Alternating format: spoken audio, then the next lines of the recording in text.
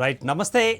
తెలంగాణ రాష్ట్ర ప్రభుత్వానికి సంబంధించి మరి ప్రజాపాలన అభయహస్తం అంటూ మరి ఒక ప్రత్యేక దరఖాస్తును ఈరోజు రేవంత్ రెడ్డి గారు విడుదల చేయడం జరిగింది. మరి అన్ని పథకాలు గ్యారంటీ పథకాలుగా చెప్పిన ఆ యొక్క ప్రభుత్వం ఏదైతుందో ఆ ప్రభుత్వం చెప్పిన పథకాలన్నింటికి ఒకే దరఖాస్తును సమర్పించాల్సిందిగా తెలియజేస్తూ ఈరోజు ఆ యొక్క దరఖాస్తుకు సంబంధించిన వివరాలను రేవంత్ రెడ్డి గారు అందించడం జరిగింది. ఆ యొక్క వివరాలు గారు మనం చూసినట్లయితే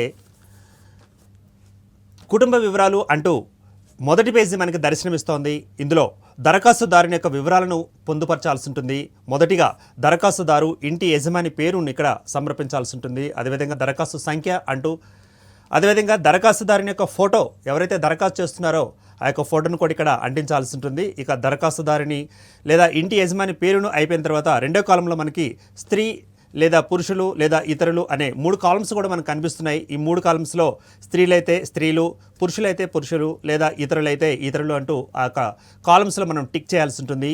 ఇక 3వ నెంబర్ కాలం మనం చూసినట్లయితే సామాజిక వర్గానికి సంబంధించిన వర్గీకరణ ఇక్కడ మన కంటికి కనిపిస్తోంది. ఎస్సీలు అయితే ఆ బాక్స్లో టిక్ చేయాలి. అదేవిధంగా ఎస్టీ, బీసీ, మైనారిటీ, ఇతరులైతే అంటూ మొత్తానికి 5 బాక్సులు మనకు కనిపిస్తున్నాయి. ఇందులో ఎస్సీ, ఎస్టీ, బీసీ, మైనారిటీ లేదా ఇతరులు అంటూ ఏ బాక్స్లో మరి ఆ యొక్క టిక్ చేస్తారో ఆ బాక్స్ సంబంధించి మీ యొక్క సామాజిక వర్గానికి మీ యొక్క సందేశాన్ని అంటే మీ యొక్క వివరాలను అందించాల్సి ఉంటుంది. అక్కడ టిక్ చేసుకోవాలి. ఇక అదేవిధంగా 4వ బాక్స్ కానీ మనం చూసినట్లయితే పుట్టిన తేదీకి సంబంధించి కొన్ని బాక్సులు ఇవ్వడం జరిగింది. ఇందులో మీ యొక్క నెల, రోజు, అదేవిధంగా ఏ సంవత్సరంలో మీరు పుట్టడం జరిగిందో దాని యొక్క వివరాలను కూడా ఇక్కడ పొందుపరచాల్సి ఉంటుంది. ఇక 5వ నెంబర్ చూసినట్లయితే ఇందులో ఆధార్ కార్డు ఖచ్చితంగా మనకి ఉండాలని తెలియవస్తుంది. అయితే ఆధార్ కార్డు నెంబర్ ఏదైతే ఉందో ఆ ఆధార్ కార్డు నెంబర్ని ఇక్కడ తప్పులు లేకుండా ఈ యొక్క కాలంలో పూర్తిగా నింపవలసి ఉంటుంది. ఇది 5వ నెంబర్. అదేవిధంగా 6వ నెంబర్ మనం చూసినట్లయితే రేషన్ కార్డు నెంబర్ను కూడా అడగడం జరుగుతుంది. అయితే ప్రభుత్వం చెప్పిన మాట ప్రకారం మనం రేషన్ కార్డు ఎవరైతే కలిగి ఉన్నారో వారి నెంబర్ని ఇక్కడ ఇచ్చుకోవాల్సి ఉంటుంది. ఒకవేళ రేషన్ కార్డు లేని వాళ్ళు కూడా వారు సైతం మరి దరఖాస్తు చేసుకునేందుకు వెసులుబాటు కల్పించినట్లుగా సదరు మంత్రి కూడా తెలియజేస్తున్నారు. ఆ విషయం కూడా ఇక్కడ మనం చూసుకోవాలి. ఒకవేళ రేషన్ కార్డు ఆల్రెడీ కలిగి ఉంటే రేషన్ కార్డు నెంబర్ను ఈ యొక్క కాలంలో 6వ నెంబర్ కాలంలో మీరు పూర్తి చేయాల్సి ఉంటుంది. ఇక 7వ నెంబర్లో మొబైల్ నెంబర్, అంటే ఎవరైతే దరఖాస్తుదారులు ఉన్నారో దరఖాస్తుదారు పేరు మీద ఏదైతే రిజిస్టర్ అయిన నెంబర్ ఉందో ఆ నెంబర్ని అక్కడ ఫిల్ చేయాల్సి ఉంటుంది. లేదా వాళ్ళ యొక్క బంధువులు కానీ లేదా సమీపం వారిని కానీ వారి యొక్క విషయాలతో తెలియజేసే విధంగా మొబైల్ నెంబర్ కూడా అక్కడ ఇవ్వాల్సి ఉంటుంది. ఇది 7వ నెంబర్. ఇక వృత్తి, ఏం చేస్తున్నారు అన్నది కూడా అక్కడ మనం నింపవలసి ఉంటుంది. వృత్తి మరి కూలీ పని చేస్తున్నారా, లేకపోతే ఉద్యోగం చేస్తున్నారా, లేకపోతే కాంట్రాక్ట్ కూలీలుగా ఉన్నారా, లేకపోతే రైతు కూలీలుగా ఉన్నారా అన్న అంశాన్ని ఇక్కడ మనం పొందుపరచవలసి ఉంటుంది. ఇది 8వ నెంబర్ కాలంకి సంబంధించి వృత్తి. ఇక అదేవిధంగా క్రింద మనకు కనిపిస్తోంది బాక్సులు ఇచ్చారు. సో 9వ నెంబర్ ఇది కుటుంబ సభ్యుల వివరాలను తెలియజేసే పట్టిక. అక్కడ మొత్తం 7 కాలమ్స్ ఇవ్వడం జరిగింది. అదేవిధంగా అందులో క్రమసంఖ్య, అదేవిధంగా పేరు, దరఖాస్తుదారునితో సంబంధం, లింగం, అదేవిధంగా పుట్టిన తేదీ, ఆధార్ నెంబర్లు కూడా ఈ యొక్క బాక్స్లో మనం అందించవలసి ఉంటుంది. ఈ బాక్స్ మొత్తానికి పూర్తి చేసిన తర్వాత ఇక నెక్స్ట్ పేజీకి వెళ్ళాల్సి ఉంటుంది. అయితే మొదటి పేజీలోనే మనం ఒకసారి చూసినట్లయితే మొత్తానికి కుటుంబానికి సంబంధించిన వివరాలన్నీ కూడా మొదటి పేజీ కలిగి ఉంటుంది. ఇక రెండో పేజీ కానీ మనం చూస్తున్నాం స్క్రీన్ మీద. ఇందులో 10వ నెంబర్ కాలంలో చిరునామా, మీరు ఎక్కడి నుంచి దరఖాస్తు చేస్తున్నారు, మీ ఇంటి నెంబర్ ఎంత, అదేవిధంగా వీధి పేరు, అదేవిధంగా గ్రామం, మున్సిపాలిటీ, వార్డు నెంబర్, మండలం పేరు, అదేవిధంగా జిల్లా, మరి ఈ యొక్క వివరాలను కూడా 10th కాలంలో ఇచ్చిన చిరునామా కాలంలో మీరు ఫిల్ చేయాల్సి ఉంటుంది. ఇక అభయహస్తం గ్యారంటీ పథకాల లబ్ధి పొందడానికి గల వివరాలంటూ ఈ యొక్క రెండో షీట్లో మనకి వివరాలను అందజేయడం జరుగుతుంది. ఇందులో కావలసిన పథకాల లబ్ధి కొరకు మీరు టిక్ చేయండి అంటూ కూడా క్లియర్గా మనకి స్పష్టంగా చెప్పడం జరుగుతుంది. ముందుగా మనం మహాలక్ష్మి పథకాన్ని కానీ చూసినట్లయితే మహాలక్ష్మి పథకం వివరాలను మన స్క్రీన్లో మనం చూస్తున్నాం. ప్రతి నెల 2,500 రూపాయల ఆర్థిక సహాయం కొరకైతే మీరు అక్కడ టిక్ చేసుకోవాల్సి ఉంటుంది. 2వ నెంబర్ కూడా మనం చూసినట్లయితే 500 రూపాయలకు గ్యాస్ సిలిండర్ కావాల్సి వస్తే అక్కడ టిక్ చేసుకోవాలి. అదేవిధంగా ఇందులోనే సబ్ కాలమ్స్ 1, 2, 3 అంటూ కూడా మనకి ఇవ్వడం జరిగింది. ఇందులో గ్యాస్ కనెక్షన్ నెంబర్, దాని యొక్క వివరాలను కూడా మనం పొందుపరచవలసి ఉంటుంది. అదేవిధంగా సరఫరా చేస్తున్న కంపెనీ పేరు, అంటే గ్యాస్ కనెక్షన్ ఏజెన్సీ ఉంటుంది, ఆ ఏజెన్సీకి సంబంధించిన పేరు కూడా ఇక్కడ మనం రాయవలసి ఉంటుంది. ఇక అదేవిధంగా అందులోనే సంవత్సరానికి వినియోగిస్తున్న గ్యాస్ సిలిండర్ల సంఖ్య దాదాపు ఎంత, 6 వినియోగిస్తున్నారా, 10 వినియోగిస్తున్నారా, 3 మాత్రమే వినియోగిస్తున్నారా అన్నది కూడా వాటి యొక్క సంఖ్యను వివరిస్తూ ఉంటే ఇది మహాలక్ష్మి పథకానికి సంబంధించిన అభ్యర్థన. ఇందులో టిక్ చేసుకోవాల్సి ఉంటుందంటూ ఇక్కడ ఇచ్చిన ఇన్స్ట్రక్షన్. ఇక అదేవిధంగా రైతులకు సంబంధించి కూడా రైతు భరోసా పథకానికి సంబంధించిన మరొక అంశాన్ని కూడా ఇక్కడే ఈ యొక్క కాలంలో మనం పూర్తి చేయాల్సి ఉంటుంది. రైతు భరోసా పథకానికి సంబంధించి మనం చూస్తున్నాం స్క్రీన్ మీద. ఇందులో రైతులకు ప్రతి ఏటా ఎకరానికి 15,000 రూపాయల చొప్పున ఇవ్వడం జరుగుతుందంటూ మరి ప్రకటించిన పథకం పేరు అది రైతు భరోసా పథకం. ఇందులో మీరు రైతు అయితే మొదటి కాలంలో టిక్ చేయాల్సి ఉంటుంది. ఒకవేళ మీరు కౌలు రైతు అయితే రెండో కాలంలో టిక్ చేయాల్సి ఉంటుంది. ఒకవేళ ఈ 2 అంశాలు అయిపోయిన తర్వాత రెండో అంశంలోకి వచ్చినట్లయితే పట్టాదారు పాస్ పుస్తకం కలిగి ఉంటే వాటి యొక్క వివరాలు, వాటి యొక్క నంబర్లను కూడా 2 కాలమ్స్లో మనం ఇక్కడ ఫిల్ చేయాల్సి ఉంటుంది.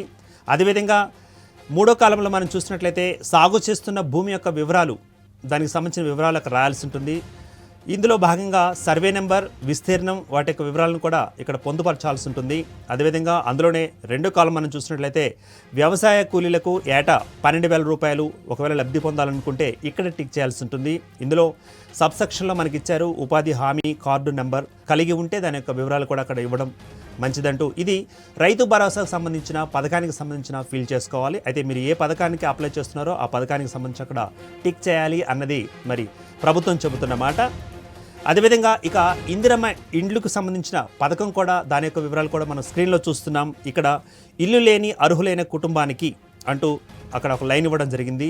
ఇల్లు లేకుండా ఉండి ఉన్న అర్హులైన కుటుంబానికి సంబంధించిన ఇందిరమ్మ ఇండ్లు పథకం ఇది. ఇందులో ఇంటి నిర్మాణానికి ఆర్థిక సాయం అంటూ ఒక బాక్స్ ఇవ్వడం జరిగింది. ఈ బాక్స్లో మీరు టిక్ చేసుకోవాలి. ఒకవేళ ఇంటి నిర్మాణానికి ఆర్థిక సాయం కావాలి అనుకుంటే ఆ బాక్స్ మనం టిక్ చేయాల్సి ఉంటుంది. అదేవిధంగా రెండో కాలంలో మనకి అమరవీరులు మరియు ఉద్యమకారులకు 250 చదరపు గజాల ఇంటి స్థలం అంటూ మరొక కాలం ఇవ్వడం జరిగింది. ఇందులో వారి యొక్క వివరాలను కూడా ఇవ్వాల్సి ఉంటుంది.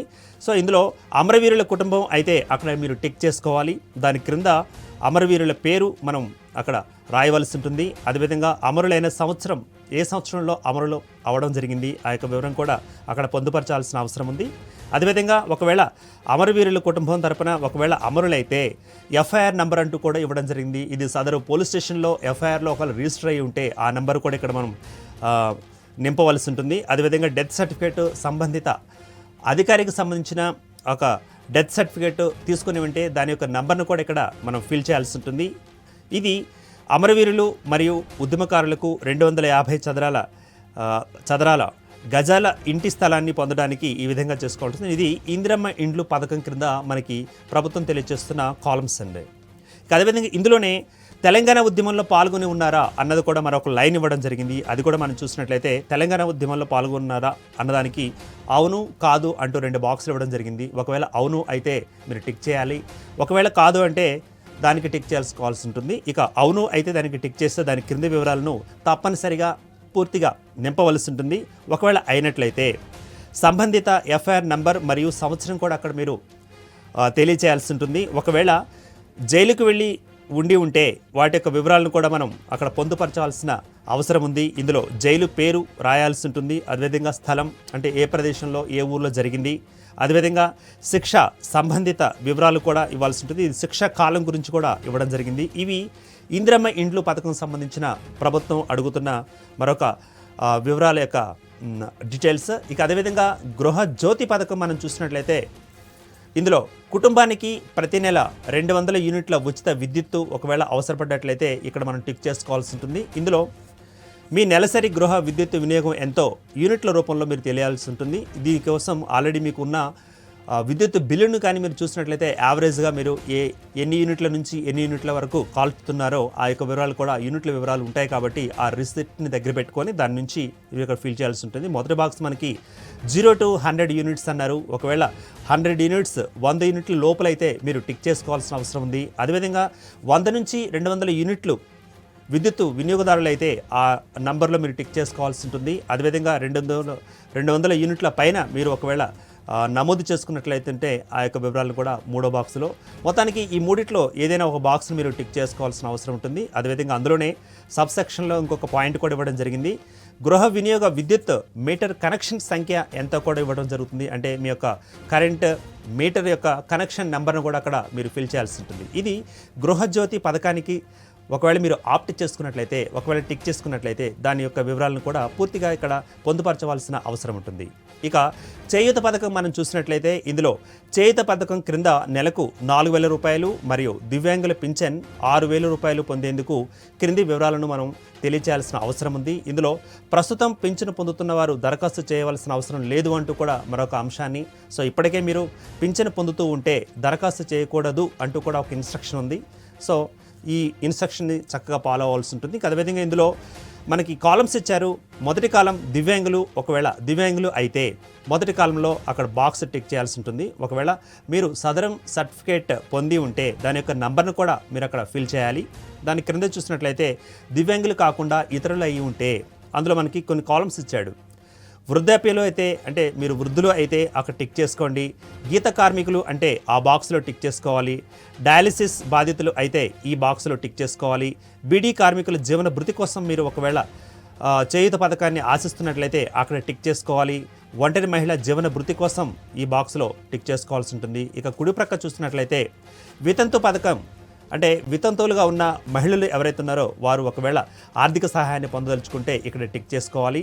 చేనేత కార్మికులు, వారికి సంబంధించిన బాక్స్ ఒకటి ఇవ్వడం జరిగింది, వారు కూడా అక్కడ టిక్ చేసుకోవాలి. అదేవిధంగా ఎయిడ్స్ వ్యాధిగ్రస్తులు అయితే ఒకవేళ ఆ యొక్క వివరాలను కూడా పొందుపరిచేలాగా టిక్ చేసుకోవాలి. అదేవిధంగా ఇక పైలేరియా బాధితులు అయితే అక్కడ కూడా మీరు బాక్స్ టిక్ చేసుకోవాల్సి ఉంటుంది. బీడీ టేకేదారు జీవన భృతి కోసం మీరు ఆశిస్తున్నట్లయితే అక్కడ బాక్స్కి టిక్ చేసుకోవాల్సి ఉంటుంది. మొత్తం మీద చేయూత పథకం అంటూ ఈ ఇచ్చిన పథకాలు, మొత్తం మీద ఈ యొక్క పథకాలకు సంబంధించిన అప్లికేషన్ ఏదైతే ఉందో మరి దరఖాస్తు వివరాలను తెలియచేస్తూ రేవంత్ రెడ్డి గారు ఈరోజు మరి ఈ విధంగా ఇవ్వడం జరిగింది. కాబట్టి దీన్ని రేపటి నుంచి, అంటే డిసెంబర్ 28 నుంచి ప్రజాపాలన కార్యక్రమంలో అందించవలసి ఉంటుంది. ఇది రేపటి నుంచి జనవరి 6 వరకు దరఖాస్తులు తీసుకోవడం జరుగుతుందంటూ కూడా మరి తెలియజేస్తున్న అంశం.